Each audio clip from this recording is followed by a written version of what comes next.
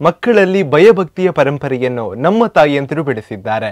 ಇದು ನಮ್ಮ ಧರ್ಮ ಸಂಸ್ಕೃತಿಯ ಉಳಿವಿಗೆ ಕಾರಣವಾಗುತ್ತಿದೆ ಎಂದು ಕೇಂದ್ರ ಸಚಿವ ಪ್ರಹ್ಲಾದ್ ಜೋಶಿ ಹೇಳಿದ್ದಾರೆ.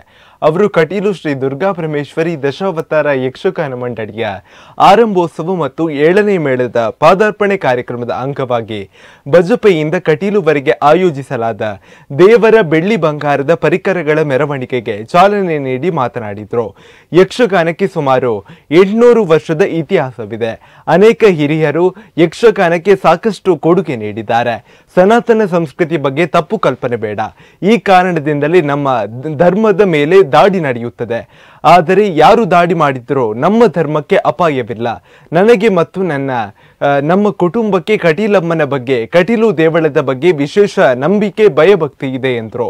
ಬಜಪೆಯಿಂದ ಕಟೀಲುವರೆಗೆ 7 ಮೇಳದ ದೇವರು ಮತ್ತು ಮೇಳದ ಚಿನ್ನ ಬೆಳ್ಳಿಯ ಪರಿಕರದೊಂದಿಗೆ 7 ಮೇಳದ ದೇವರಿಗೆ 7 ವಿಶೇಷ ಅಲಂಕಾರಿತ ವಾಹನ, ಶ್ರೀ ದುರ್ಗೆಯ ವಿಶೇಷ ಅಲಂಕಾರಿಕ ಭಾವಚಿತ್ರದ ಮೆರವಣಿಗೆ, ಕೊಂಬು ಡೋಲು ವಿವಿಧ ವೇಷಗಳೊಂದಿಗೆ ಭವ್ಯ ಮೆರವಣಿಗೆ ನಡೆದಿದೆ.